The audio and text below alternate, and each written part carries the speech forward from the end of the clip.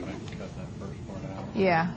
It's just a matter if you can either pause it and until you're ready here. So the last time I was fooling around with it, there used to be just a button you hit to podcast it. And now I don't see that anymore. What do you mean? In the actions menu,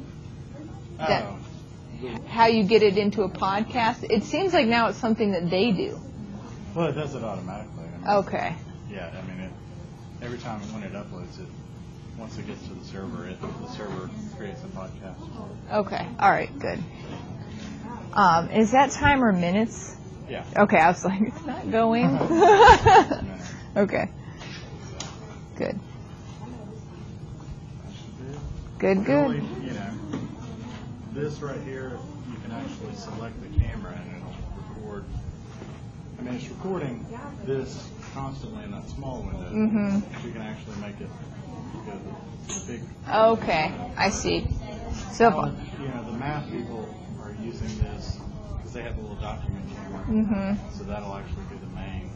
So it's their head over here. Okay. Okay. So today we are doing histology, and we saw last week that histology is the study of tissues. So what's a tissue? Tissue is a collection of cells, similar cells, and the substances that surround them. So some of the time when we are looking at tissue, we are concerned with the cells.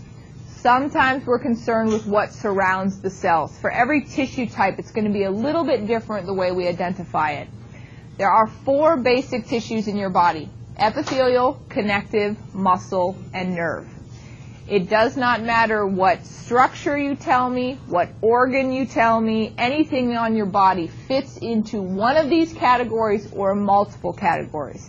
If it's something like your fingernail, okay, that's one category. If it's your liver is going to be comprised of many tissues, so it will fit into several categories. But there's not a single thing in your body that doesn't qualify into one or several of those categories.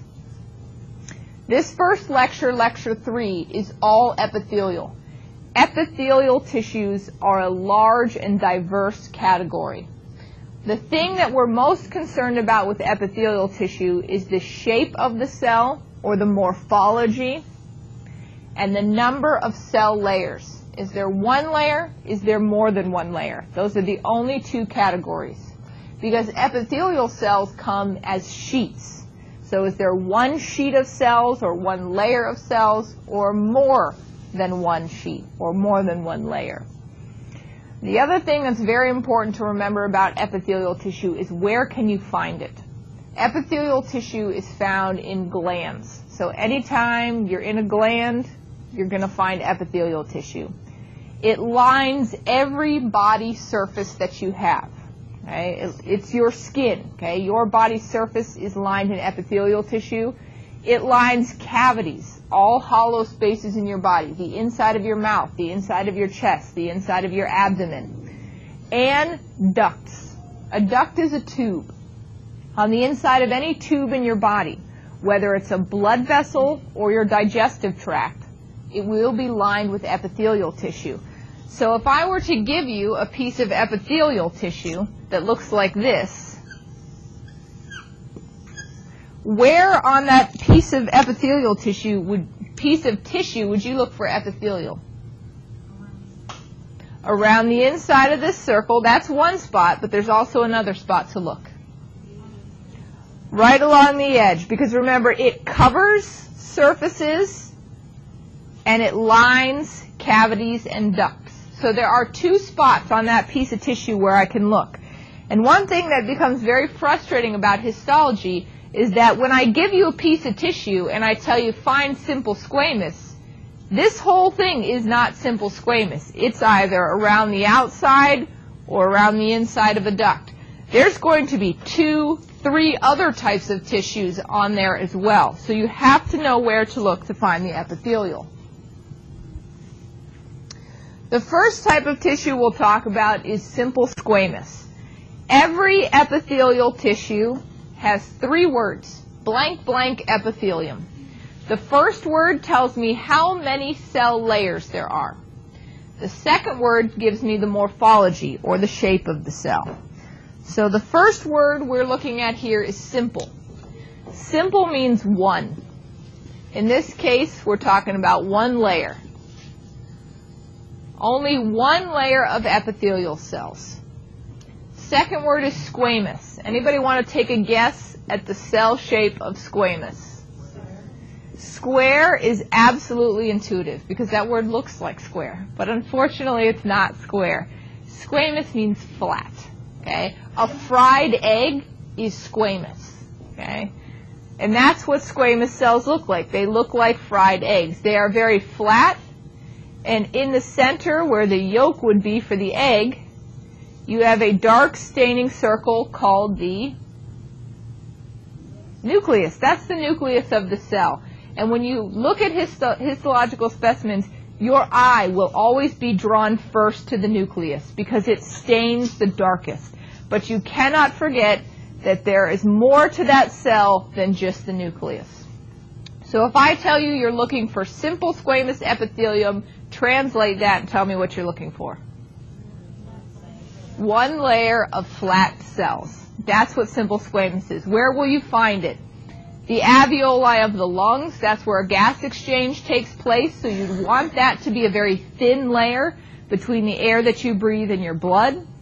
Lining body cavities, okay? The inside of your mouth, the inside of your chest, which is pleural, the inside of your heart, which is pericardial, the inside of your abdomen, which is peritoneal.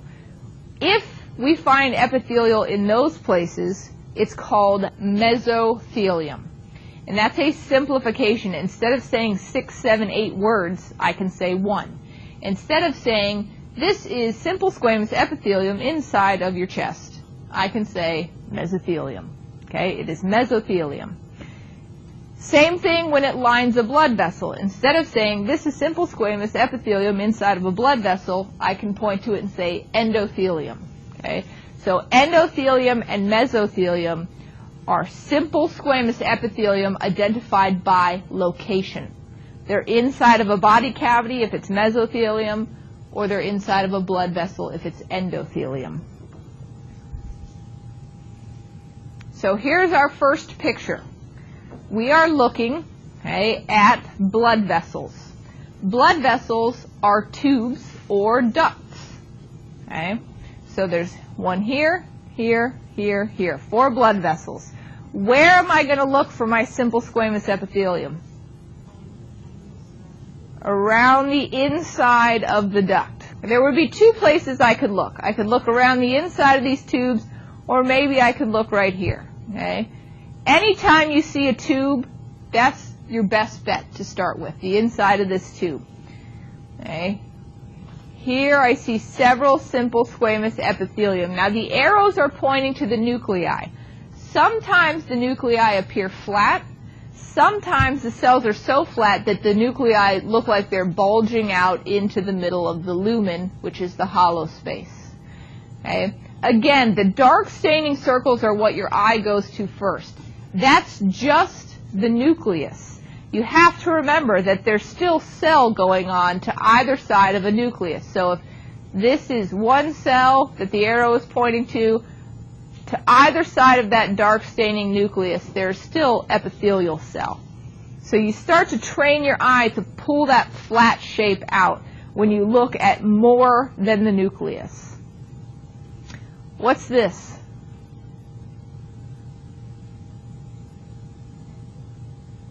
It is connective, but the point is, we don't know. It's not epithelium. And that's all you need to train your eye to start doing is, where can I look for epithelium and where is everything else?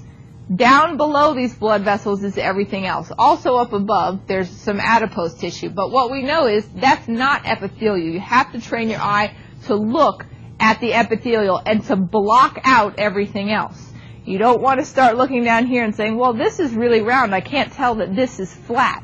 That's not where you should be looking for a flat cell.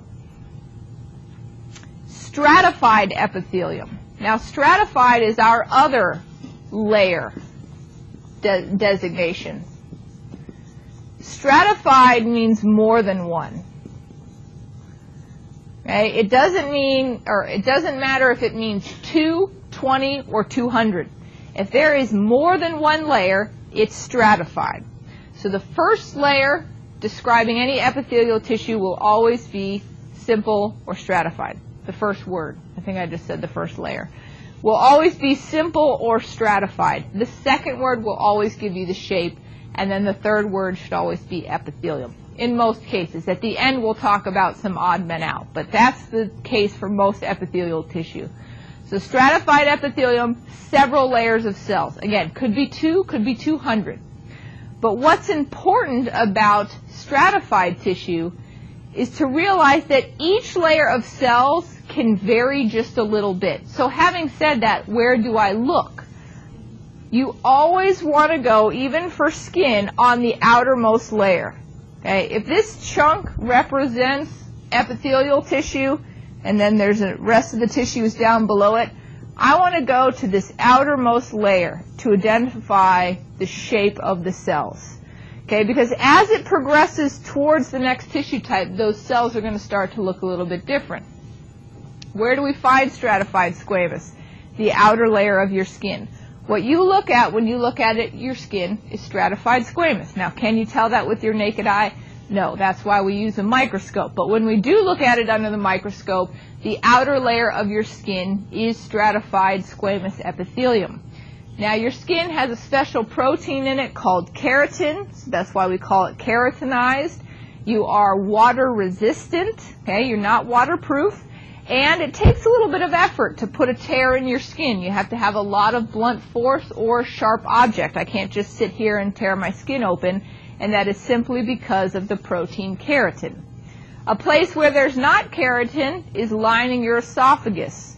Now remember, your esophagus is a tube, so it's a duct. It leads from your mouth to your stomach. So lining the inside of it, we see non-keratinized epithelium. Okay? Stratified squamous, lots of layers of flat cells, but this time, no keratin.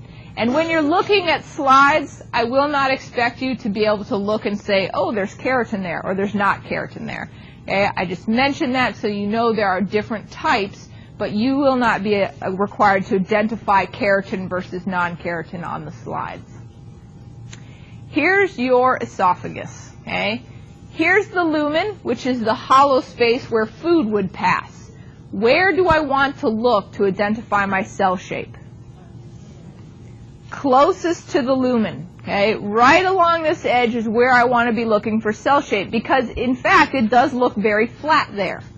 As I move away from that edge, the cells start to look very different. They start to look round. But again, I'm not going to concern myself with that. I'm only going to concern myself with the cells out here. I know that there are many layers, so it is definitely stratified, and according to this outermost layer, the one closest to the lumen, they are flat. So it is stratified squamous. The other thing with stratified tissue you need to train your eye to do is where does the epithelial tissue end and the next tissue begin? Does everybody see this very irregular border happening? Okay? Between this, which is epithelial tissue, and down here, which is a separate type of tissue. That's the other thing you'll want to get your eye used to doing, is if you're looking at something stratified, find where it begins and it ends. Okay? Begins closest to the lumen, and then there's this irregular border along the edge. Cuboidal. Okay? What's your guess at cuboidal? Cube-shaped or square. Okay? Cuboidal cells, and the characteristic of being a cube or a square is that you are as tall as you are wide. That's what makes you a cube. Okay? Cuboidal cells have their nuclei right in the middle, and it is nice and round. Okay? That's a nice distinguishing feature of cuboidal cells. Round nuclei located right in the middle. So if I tell you to find simple cuboidal epithelial tissue, what are you looking for? One layer of square or cube-shaped cells. Where will you find them? Lots in the kidney, lots and lots and lots, because you have lots of ducts in the kidney. So we will find a layer of simple cuboidal lining the ducts in the kidneys. Also in glandular tissues, which is not a surprise because at the beginning we said glandular tissue frequently has a lot of epithelial tissue. Your thyroid gland, your pancreas, your salivary gland that makes saliva, all of those will have epithelial tissues. In this case, we will find simple cuboidal. This is a shot of your kidney. What's in the yellow circle is called the glomerulus. This is the filtering unit of your kidney. But I want you to look around the glomerulus. Again, this comes down to training your eye to what are you looking at. If I see a white space, what does that mean? Does that mean there's something there or nothing there? That means there's nothing there. So as I look at the white spaces, those are hollow spaces. Those are ducts. There's a duct. Here's a duct. The ducts are not always going to be the same size and shape. They're going to be all different sizes and shapes. So once I can lock in on a duct, then I can begin to look at the cell types. I see a dark staining nucleus, and then I see a lighter staining tissue around it. It doesn't look flat to me, so I can rule out squamous. It might not look exactly square to you, but it's not flat, and it's not our third shape, which is columnar. It's not very tall either, so it's probably cuboidal. Here are more cuboidal shapes over here with the arrows. They're dark staining nuclei. There's the duct. Okay, there's another duct. Here's a big flat duct, a little duct. So the reason I say you have to start training yourself to pick out these structures is because how do I know looking right here that this is not stratified? I see a cuboidal cell here and one right next to it because my eye picked out two ducts. There's a duct here and there's a little duct right there.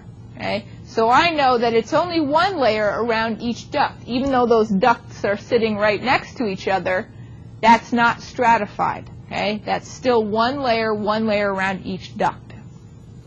Here's a more uniform picture. Okay? The hollow white space is the lumen, and then the arrows are pointing to the one layer of cuboidal-shaped cells going around the outside. Now in this slide, what you need to train your eye to is the difference between this one cuboidal layer and what's in the middle. Okay? Again, practice will train your eye to recognize that this isn't even epithelial. This is a connective tissue on the inside. Okay? There's a blood vessel right there. Okay? Again, the only reason I know that is because I've logged in hundreds of hours of looking through a microscope. And if I can find a blood vessel, what will I expect to see? Simple squamous epithelium inside of a blood vessel is called endothelium. Okay, I see at least two right there. Again, I would never pick that out and ask you guys about it, but it's just about training your eye to look for these structures. What we're looking at here is the simple cuboidal running all the way around the ducts. Stratified cuboidal. Translate for me. What's stratified cuboidal? More than one layer, okay, of cube-shaped cells. This is an incredibly rare tissue. In your slide box in lab, you will not have stratified cuboidal, okay, because it's too rare of a tissue. We'll only have pictures of it. Where do you find it? Salivary glands, sweat glands, in your pancreas. Now, we listed those for simple cuboidal as well.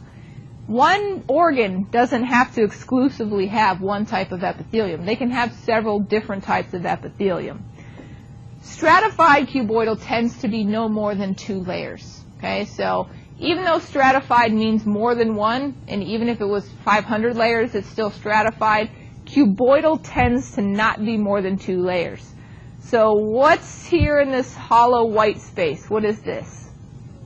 That's the lumen of this duct. So we're going to look around the inside. And I see two layers of dark staining nuclei that look very round to me. That round nuclei is giving away the cuboidal cell. And again, histology is an irregular science. Okay? It looks like a mess over here. It looks like it could be 5 layers. Okay? It looks like messy up here and down here. The majority of the time I see 2 layers, and that's what I have to go with. I'm not going to see a uniform 2 layers all the way around because tissue gets smushed, tissue gets smashed, it doesn't cut well, the blade was dull, it drags things. All these little black spots on the inside are nuclei that got caught on the tissue blade and drugged through the sample and deposited in the lumen. Okay, so it's not perfect. It's never going to be as perfect as I can draw it on the board. That's why it's practice, practice, practice, practice. Here's another example of stratified cuboidal. Again, 2 layers, round nuclei, cube-shaped cells. Is it perfect all the way around? No, but the majority of the time I can pick out 2 layers. I know they're not flat, and I know they're not our third shape that we'll talk about, which is column-shaped. The other thing that's going to give away I should be looking for epithelial tissue are what these yellow arrows are pointing to. Okay? That's glandular epithelium. How do I know? These cells look like big puffy marshmallows because they are full of some kind of secretion. If we were in a salivary gland, they'd be full of saliva. If we were in your pancreas, they'd be full of pancreatic secretion or insulin or glucagon. So if I see these big puffy like marshmallow cells that are glandular epithelium, I know epithelium must be close because I am in fact in a gland. Here's our third shape, columnar. Okay, this is column shaped. And the characteristic of being columnar is that you are taller than you are wide. Okay? And columnar epithelial cells tend to have their very round nuclei located at the bottom or the base of the cell. Okay? So cuboidal were right in the middle, squamous tend to be right in the middle, columnar have their nuclei at the bottom. And they are taller than they are wide. So if I'm looking for simple columnar epithelium, what am I looking for? 1 layer of column-shaped cells. Where will I find them? Lot of digestive tract, the small intestine, the gallbladder, the stomach.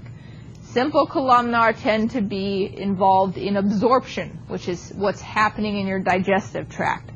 Again, primary characteristic that helps you to identify columnar cells, taller than they are wide. Here's the picture. Again, you have to train your eye. Where do I look? Okay, I should look at this edge.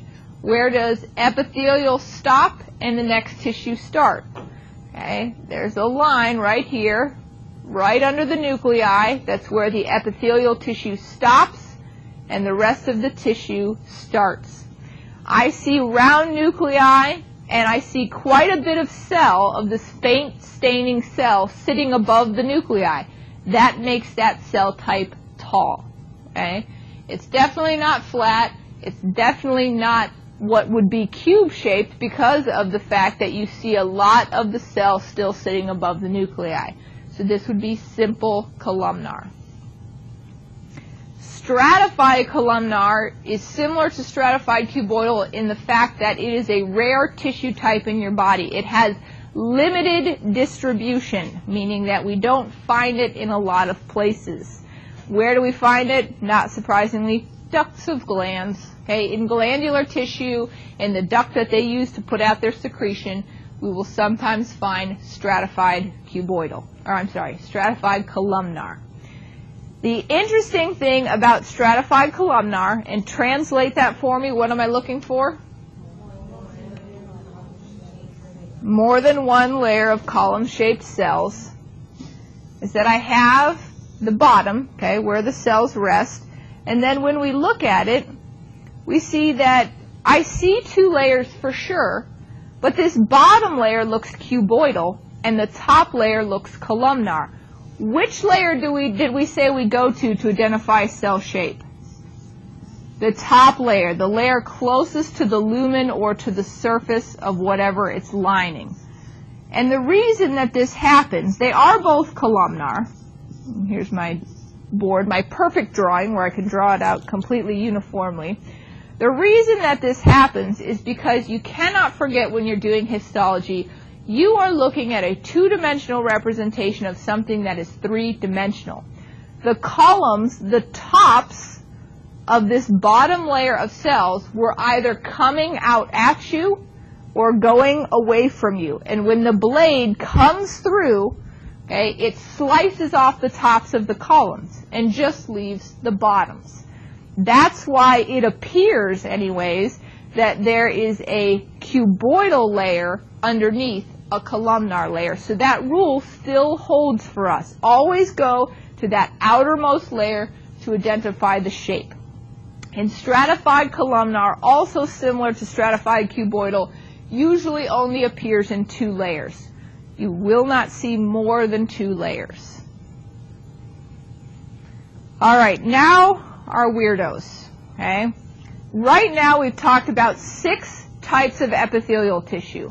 Simple squamous, stratified squamous. Simple cuboidal, stratified cuboidal. Simple columnar, stratified columnar. Those are all very straightforward, easy to translate, figure out what you're looking for. We have a cell layer that doesn't look stratified, okay? So we call it, or it looks stratified but is not stratified. We call it pseudo-stratified, which is pseudo is false or fake, okay? If I have a pseudonym, I have a fake name, okay? So pseudo means false or fake. Pseudo-stratified, and we will only be looking at it in columnar cells, looks stratified, but if it's not stratified, then what is it? It's simple. It is actually simple. And the way to discern this is by something called the basement membrane.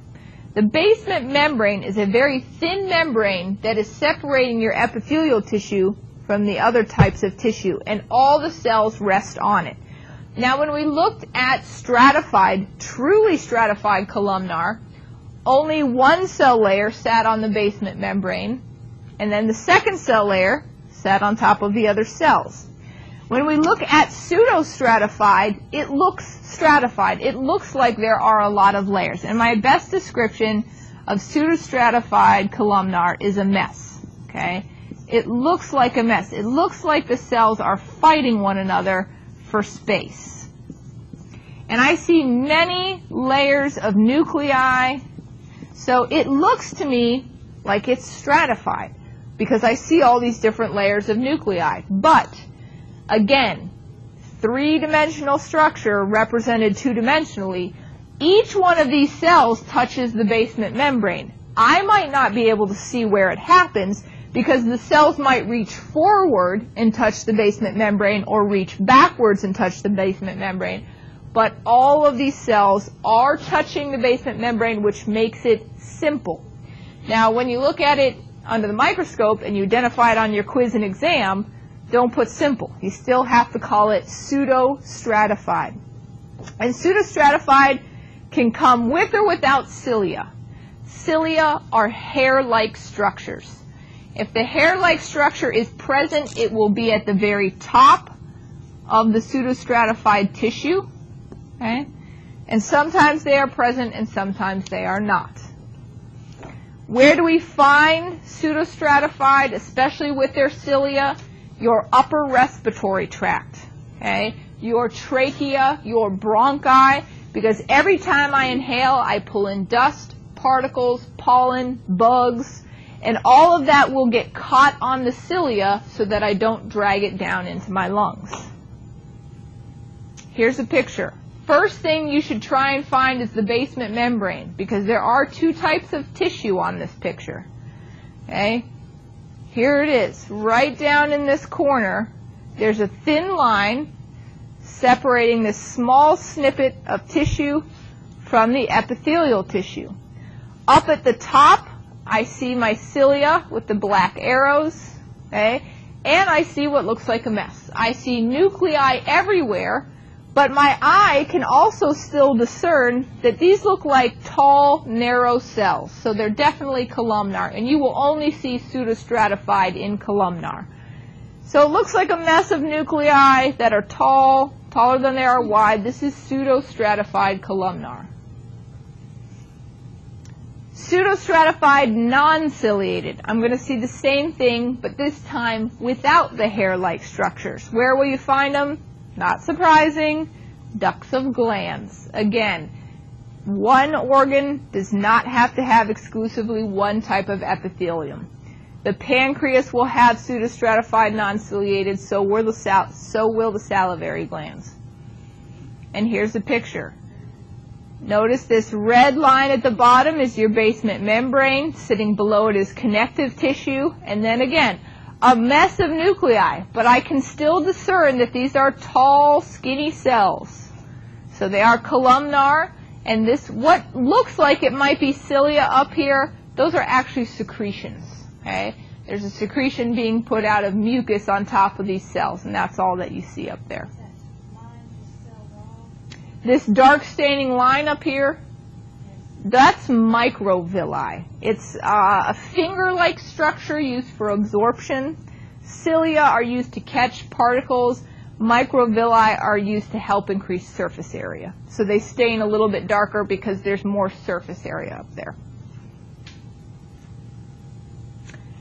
Here's one that's just a little bit trickier. It is pseudostratified. Again, you're going to want to train your eye to find that basement membrane first. Okay, find the difference between the epithelial tissue and the rest of the tissue. Locate the lumen so you know where one side of your epithelial tissue starts and stops. Again, I can see it's tall, it's narrow. I see what looks like two layers, but the more I look at it, the more I see irregularities, okay, where there might be multiple layers in there. So this is pseudostratified. Last one is one that doesn't quite fit into any shape. Okay, so pseudostratified didn't fit into our nice category of layers. Transitional epithelium doesn't quite fit into any of our shape. Because if something transists, that means it can change from one to another.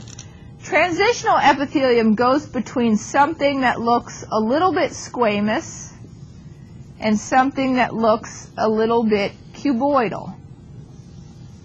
Okay? The only place in your entire body where you can find transitional epithelium is the urinary system. Your bladder and your urethra, used for storing and transporting urine, are the only places you'll find transitional epithelium. So if we think about your bladder for a minute, if I fill your bladder with urine and I stretch it out so it holds as much as it can, if I could take a snapshot of that and look, would you expect to see the squamous shape or the cuboidal shape?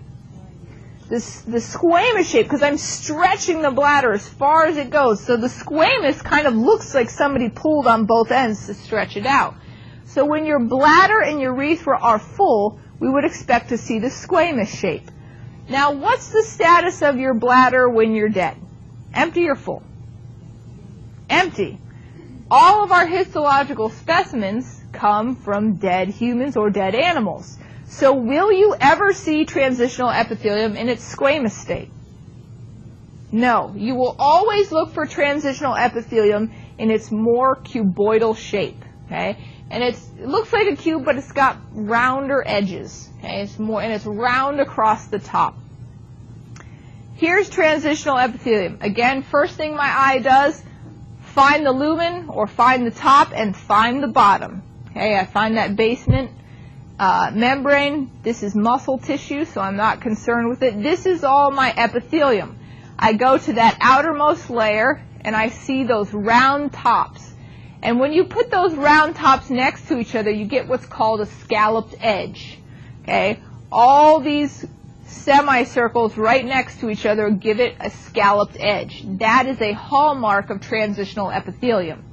The other identifying hallmark of transitional epithelium is every once in a while you will see one cell that has two nuclei, and that's indicated by this blue arrow.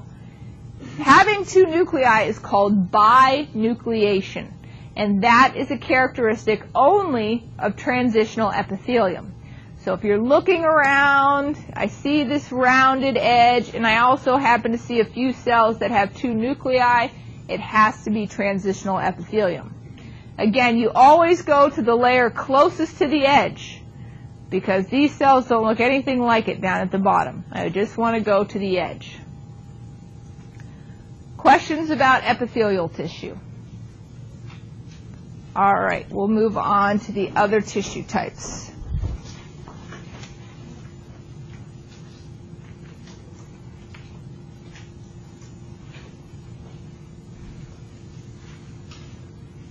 Taking a minute to think.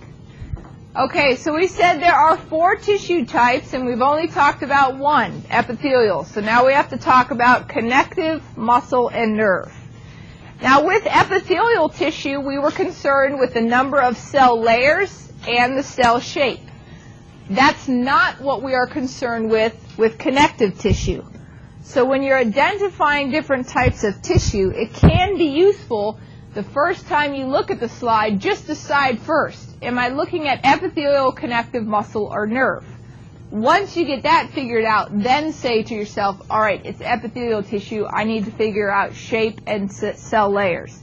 It's connective tissue, all right, I need to be looking at the fibers, or it's muscle tissue. Okay, so the first thing you should do is take your best guess at which one of the 4 categories you're looking at, because the way we classify each category is different.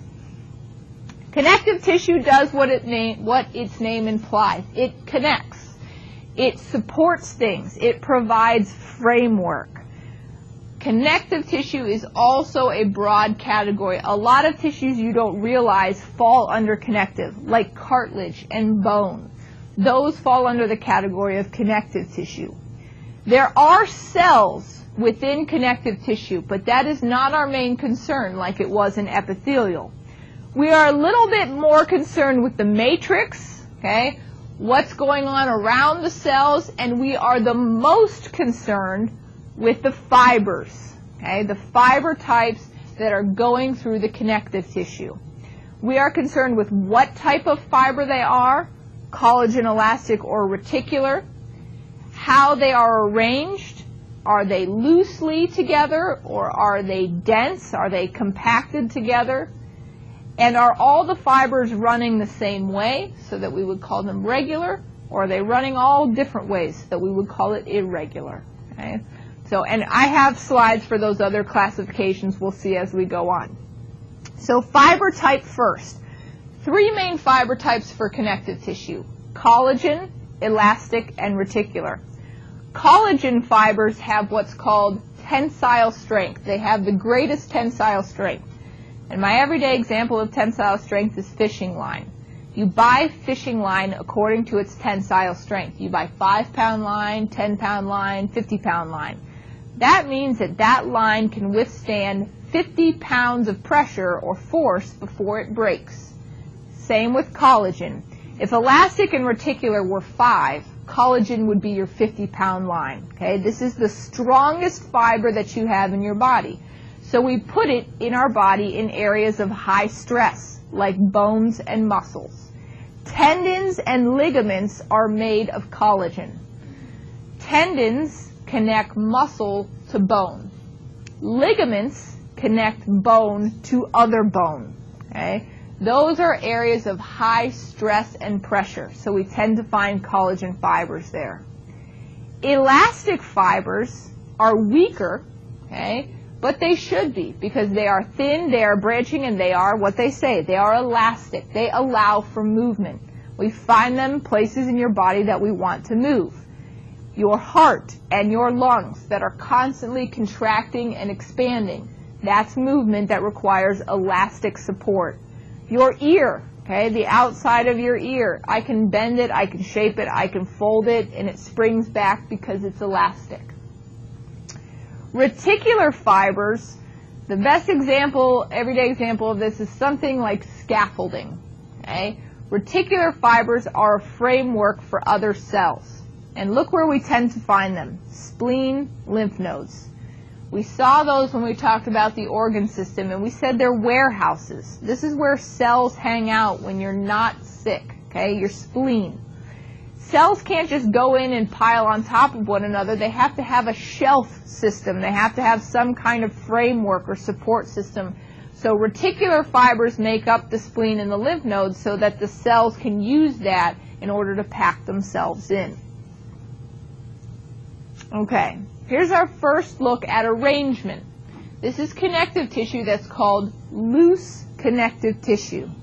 It's called loose because I see fibers, okay?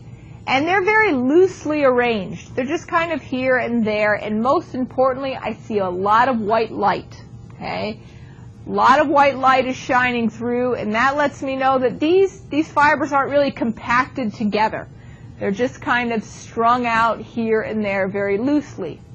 Again, I see lots of dark circles that are probably nuclei of cells. I'm not concerned with them. I'm not concerned with what they look like, what their shape is, or how many cell layers there might be. I'm only concerned with these fibers that I see. Okay? And this is loose connective tissue. Adipose tissue is also a type of connective tissue. Okay? Adipose tissue is fatty tissue in your body. Fatty tissue is kind of a yellowish tissue in color. So where is the yellow fat in this? Okay, it's been dissolved. Fatty tissue needs a scaffolding to grow in, just like any other tissue. All we see on this slide is what's left behind after we dissolve the fat cells, because the way that we prepare histological specimens, we dissolve fatty tissue. So what I see that looks like the cross-section of a sponge, okay, each one of these little white circles, these little hollow spaces, there would have been a pocket of fat cells inside of that. And altogether, that makes up the framework or the scaffolding for the fatty tissue. Now notice that this magnification is at 200, because I'm going to go to the next slide, which is the exact same specimen that you're looking at here, but it's a much higher magnification. Okay, now we're at 600. Notice I still can see the faint outlines, okay, of those pockets where fatty tissue would have grown. And now I see something right in the middle. I see a blood vessel. So since I've identified a blood vessel, what would I expect to see? Some epithelium. What type of epithelium? Simple squamous epithelium inside of a blood vessel is called endothelium. Endothelium. And I see 3 simple squamous cells. Again, the nucleus is round and protrudes out, but if I look to the actual cell to either side of the nucleus, it is flattened up against the wall of this blood vessel. That makes it simple squamous epithelium. And then there's connective tissue around it that is connecting this blood vessel to the adipose tissue. Okay? Dense, good question. Can you give me just a quick definition for adipose? Yes, adipose tissue is fatty tissue. It is connective tissue. That's the category it falls under. But fatty tissue and adipose tissue are the same thing. Yes. Does that mean that all of the little spaces that you see on the outside, that's the reticular tissue? All, you mean this right here? Yes. No, that's not reticular. That is just, it is a fiber type, and I don't want you to worry about that fiber type. I just want you to be able to recognize when you see it in this configuration, in all these little circles, that it's adipose tissue. Reticular is very irregular. It does not line up and make these little circles like the cross-section of a sponge. Okay, dense, regular. So dense is going to be the opposite of loose. If loose, we saw a lot of white light. Dense, we will not see a lot of white light. Okay? Regular is going to mean to us that all the fibers are running the same direction. What we're looking at here, okay, is the wrist. We see the bones of the arm coming up and hitting the bones of the hand. And I see many, many ligaments. And what's a ligament attached? What to what? Bone to bone. So I would want what type of fiber helping me out? Dense? Somebody said it. Collagen. I want collagen fibers in this area, and I do want them densely packed. And when they're all running the same direction, that gives them even greater strength. That's why ropes are made out of fibers that all run the same direction. That adds to the strength of the rope. Okay, so I see, it's very lightly stained, but I see mostly pink. I don't see a lot of white light. That makes it dense. All my fibers are running the same direction. That makes it regular. And with practice, you'll be able to identify the thickness of this fiber is quite thick compared to when we look at elastic and reticular. That gives away that it's collagen. Okay? So all running the same direction make it regular. The absence of white light makes it dense, and then the thickness of the fibers themselves make it collagen. Here's dense irregular. Again, I see a lot of pink, not a lot of white light, but all my fiber types are not running the same direction. There's some running up and down, there's some that are squiggly, there's some running right to left, okay? They seem to be randomly bundled up and running in all different directions. So it is dense, it is irregular, okay, but my fiber type is still very thick because this is still collagen fibers. This is what the collagen in your skin looks like, okay? So this is dense, irregular connective tissue. Here's reticular. This is inside of a lymph node. If it's reticular, it's a framework for other cells. So you should expect to see lots and lots and lots of cells. And we do. Each one of these dark purple and black spots is the nucleus of a cell that we don't care about. Okay? What we care about are the black lines that are going in between all the cells. Okay? They are loosely arranged. They are highly irregular and branching. And that makes them reticular. So when you see the presence of a lot of cells, and you see loosely arranged fibers branching in all different directions, those are hallmarks of reticular fibers. No, you cannot see the nuclei of a reticular fiber. No, the nuclei that you see here belong to other cell types. Another category that falls under connective is cartilage. Okay? The cartilage in your body is a type of connective tissue. The picture that we're looking at here is called hyaline cartilage, and that is the most common type of cartilage in your body. Things that give away any type of cartilage. Okay? Holes. This piece of cartilage looks like Swiss cheese because it has all these holes in it. Those holes are called lacunae. Here's that word. Okay? Those are oval spaces or holes within the cartilage.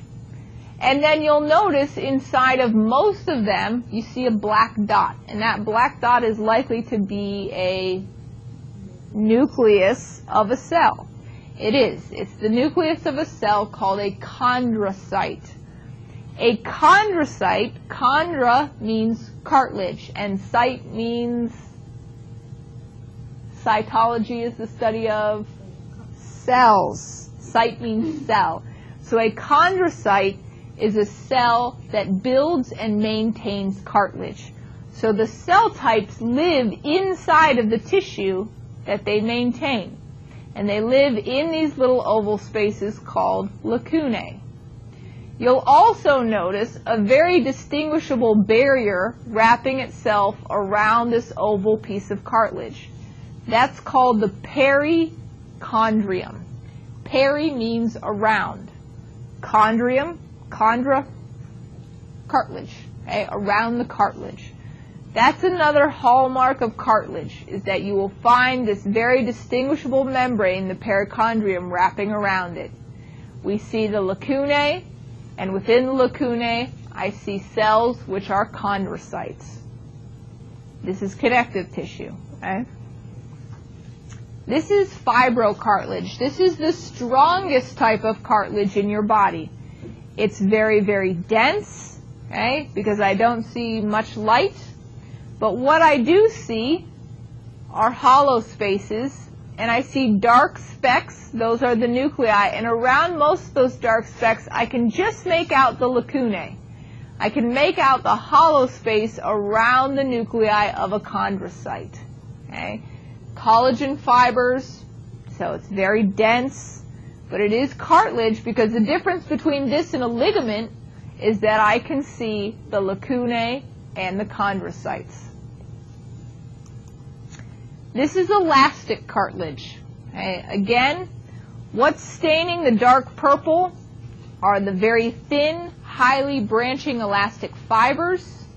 They form oval spaces, which are the lacunae inside our chondrocytes, so I know it must be cartilage. So I've seen the fiber type, and I've seen the lacunae and the chondrocytes, and I see one other thing. I see this blue staining membrane, very discernible. That's your perichondrium. One thing you do not want to get in the habit of doing in histology is trying to remember color. You don't want to say to yourself, oh, I remember that's elastic cartilage because it's purple and it's got the blue perichondrium. There are thousands of histological stains. I could stain this any color of the rainbow, okay, and still expect you to know that it's elastic cartilage. So what I'm giving you on each slide are the characteristics that never change. The lacunae will always be there. The chondrocytes will always be there. The perichondrium will always be there. The blue, the purple, the pink, the red, the black, that will not always be there. Question? Can you explain perichondrium? Yes, the perichondrium, okay, this blue line that the black arrows are pointing to, is a membrane that goes around the piece of cartilage that separates it from other tissues. Just like we had the basement membrane with the epithelial tissue, cartilage has its own membrane that separates it called the peri, which means around, chondrium. Chondra means cartilage. So it's a membrane that goes around the cartilage, separating it from other tissues. Okay. This is your epiglottis, which is at the back of your throat, but it could be a cross-section of your ear. Okay. That's elastic cartilage as well. This is a picture of bone. Bone also falls under the category of connective tissue. Bone and cartilage share a lot of similarities, and the reason is because bone comes from cartilage. Every bone in your body was cartilage at one point. The embryonic skeleton is completely cartilage, and then as you age, that cartilage turns into bone. So we will see a lot of similarities between cartilage and bone. The preparation of bone that we're looking at here is opposite to what we're used to looking at. In this preparation, if it's white, that means there's substance there. If it's black, that means it's hollow. So that's the reverse of what we're used to looking at. The two types of bone you need to be able to identify are compact bone and spongy bone. Compact bone covers the surface of every bone in your body. So as we look at the outside of the bone, we see a thick white line. Okay, this is your hip socket, so that's the head of the femur, and then we see the hip itself, which is called the acetabulum, where the femur articulates. So the thick white line is the compact bone. Everywhere where I see black and white specks together, that means hollow spaces are present. That's the spongy bone, okay, or you'll see it called cancellous bone. Spongy bone is on the inside of the larger bones in your body. Okay, so compact bone is on the outside of every bone.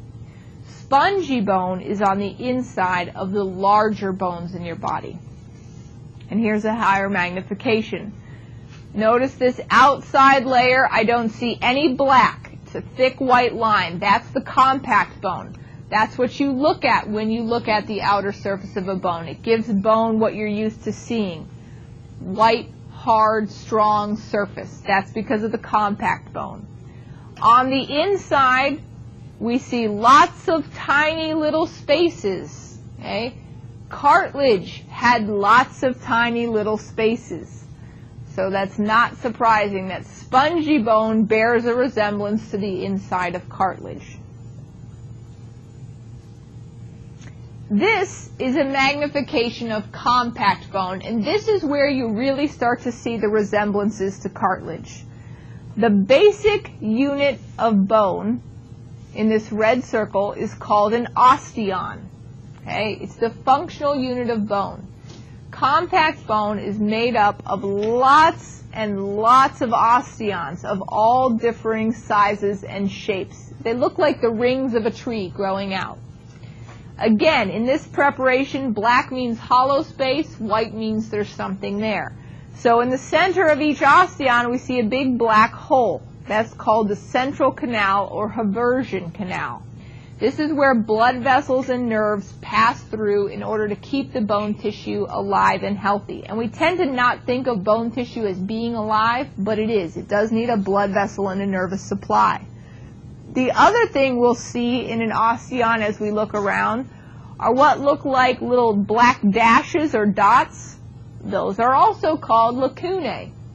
But inside the lacunae of compact bone is not a chondrocyte, but an osteocyte. Osteo is bone. Okay, cyte is cell. These are cells that help to build and maintain bone. Chondra is cartilage, so a chondrocyte is associated with cartilage. Osteo is bone, so an osteocyte is associated with an osteon in compact bone. Okay. This is a traditional stain of bone, where white means hollow and color means that there's something there. This is spongy bone, okay? And actually, this is a very immature bone because we can still pick up remnants of the perichondrium. Okay? The perichondrium would be left over from this bone being cartilage, and then we see the spongy bone and lacunae in the middle. All right, muscle tissue. These categories are getting smaller and smaller. Epithelial and connective are the largest. There are only 3 muscle tissues to know: skeletal, cardiac, and smooth. Okay? Muscle cells are called muscle fibers because most of them are long cylindrical structures. Okay? One muscle cell, especially skeletal muscle, is long and cylindrical. Skeletal muscle is the most abundant type of muscle tissue in your body, and it's the one that when we're done with histology we'll be the most concerned with. How do you identify skeletal muscle tissue? It is multinucleated. What does that mean? More than one nucleus, lots of nuclei, and they tend to arrange themselves on the outside border of the cell. So lots of nuclei. The other feature of skeletal muscle is called cross striation. It's a light and dark banding pattern that makes the cell look textured. It makes it look like corrugated cardboard.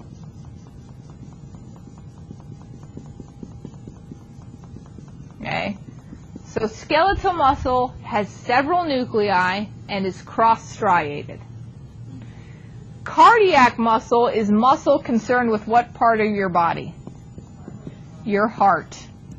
Cardiac muscle is also cylindrical, and it's also cross-striated.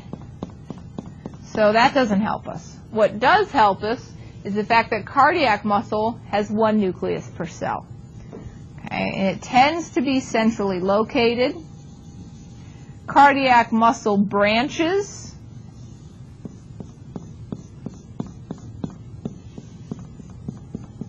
And cardiac muscle cells have a specialized way of communicating with each other called an intercalated disc. And an intercalated disc histologically shows up looking like a cross striation that's darker than the rest. So if these 2 muscle cells are talking to each other, this dark line between them is the intercalated disc. So the single nucleus, the branching, the intercalated discs are things unique to only cardiac muscle. Being multinucleated, cylindrical, that's unique to only being skeletal. Both of them have cross striations. Where we have an absence of cross striation is in smooth muscle. Smooth muscle is called smooth because the surface does not look textured the way it does with skeletal and cardiac. Smooth muscle cells are spindle-shaped, which means they're wider in the middle and narrower on the ends, and they have 1 centrally located nucleus. Okay? That's a smooth muscle cell. So each muscle type has its own distinguishing characteristics. You just have to remember what they are and get used to looking at them. Now I'm going to cut out all the lights because it makes it easier to see the cross striation.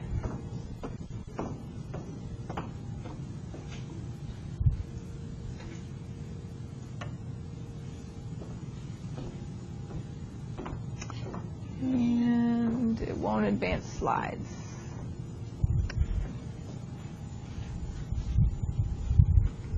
All right.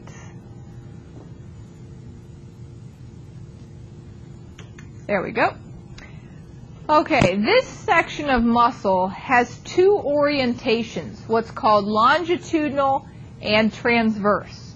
Longitudinal is up and down. That's the way you always want to look at a muscle cell, okay? The long-wise, the lengthwise.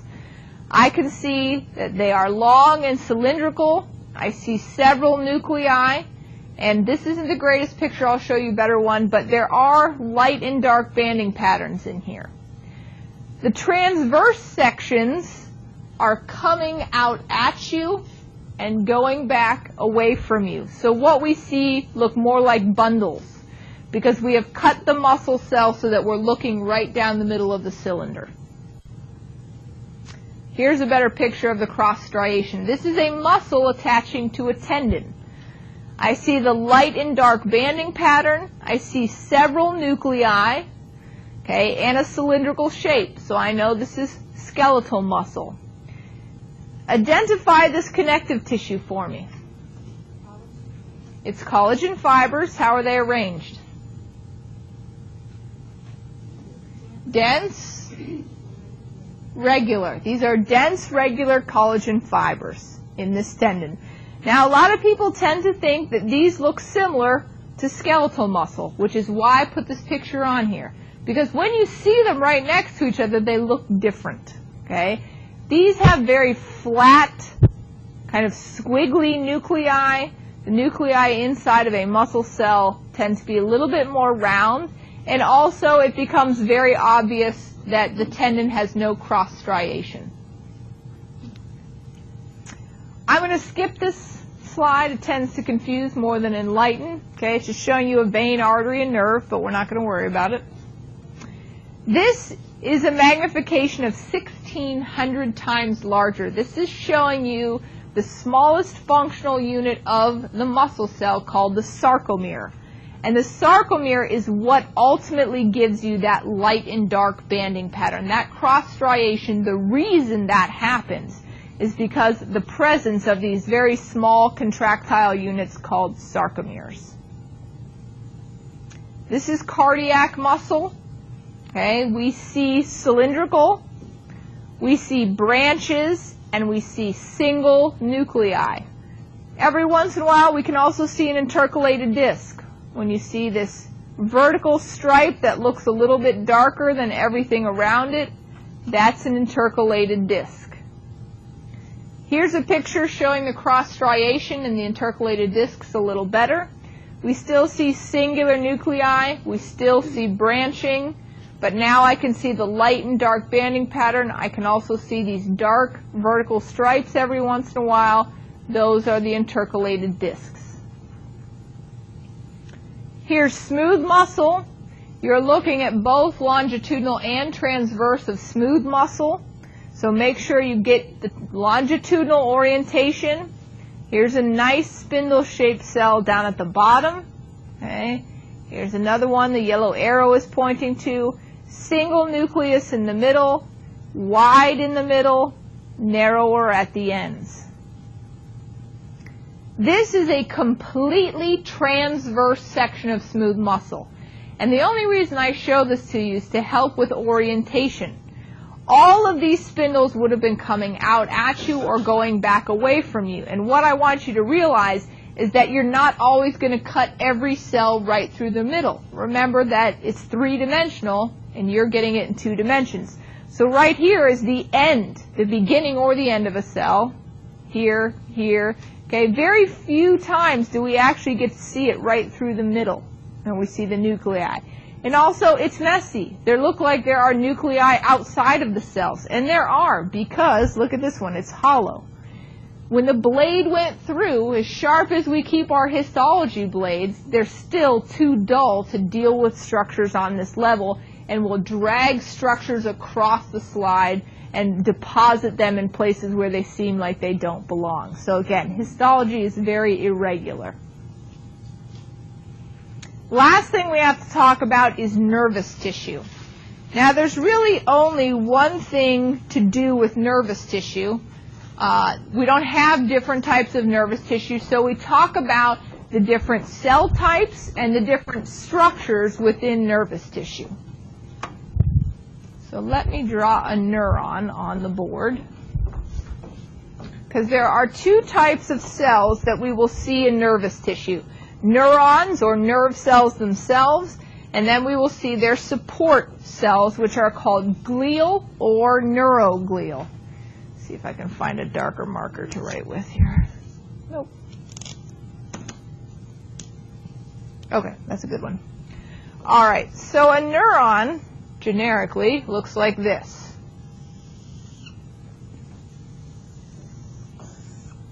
The main part of the neuron, where the nucleus is located, is called the soma or body.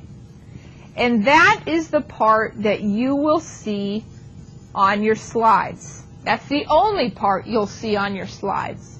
You will not be able to see this long extension called the axon, and you will not be able to see this end, which is called the terminal end. The only part you'll be able to see will be the soma. Now, inside the soma of a neuron, we see the nucleus. Inside the nucleus, there's a specialized structure that's for protein called the nucleolus. Now, these two words, nucleus and nucleolus, are spelled almost exactly the same. So make sure you can differentiate between the structures and the spellings. The nucleolus is an even darker staining region within the nucleus that's important for protein production. Neurons make a lot of protein, so that's why we can see their nucleolus. The branches that are coming off the soma are called dendrites. And you will be able to see some of the dendrites. On the very last slide I'll show you at the end of this lecture, you'll see something called the axon hillock. The axon hillock is the point on the soma where the axon branches off. Okay? And I have one picture. You won't see it on your slides in lab, but I do have a picture of it at the end. So if we look at nervous tissue again, all these little dots around the periphery, what the yellow arrows are pointing to are neuroglial cells, or sometimes you'll just see them called glial cells. Those are support cells. They are there to support the larger neurons. This darker mass is the soma or body of a neuron. Each one of the branches coming away from the neuron, indicated by the green arrows, is a dendrite. Okay? Not a single one of those branches is the actual axon. Those are all dendrites. The white arrow is pointing to the nucleus. Oops, I missed it. There it is. The nucleus. Inside the nucleus, we see an even darker staining circle. That's the nucleolus. Same thing goes for this neuron up here. Here's the nucleus, dark staining circle in the middle, nucleolus, and we see some of its dendrites. Same thing here. We see many dendrites coming off. We see lots of glial cells. The white arrow is pointing to the nucleus, and we see a darker staining circle in the middle, the nucleolus. One good way to get a look, forgot this slide. This is just a different stain. It's called a Nissl stain, staining for protein, showing you how much protein is compacted around in this soma and then the blue circle is the nucleus, and then the circle in the middle is the nucleolus. Here's what I was wanting to show you. One good way to actually see the axon of a neuron is in this preparation. This is the sciatic nerve. Where is your sciatic nerve? It starts in your lower back. Actually, it comes out of your buttocks, and it runs down the back of your leg. It controls the majority of your lower limb. This is a cross section of it, meaning we chopped it in the middle and we are looking straight down through it. What we see are little bundles called fascicles. And inside each one of these fascicles is a dark staining area. That's the axon. Okay? That's what you're looking at there. The somas of the sciatic nerve are in your spinal cord. The axons run down your leg, and the terminal ends go to their destinations in various places. Another thing we see here is a membrane surrounding the outside. Perineurium.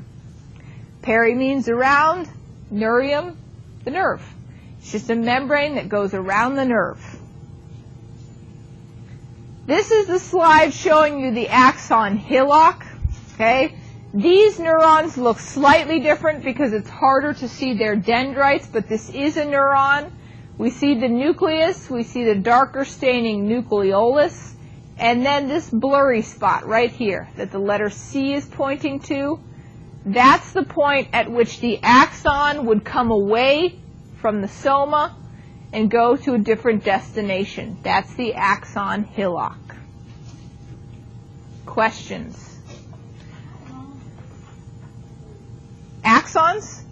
Axons can be anywhere from a few microns, so thousandths of a meter, to about 3 feet long, depending on where it starts and where it ends. Like there's one that has to go from the base of your spinal cord all the way down to your big toe. Single cell. Okay, we will take a break, and I will meet you guys.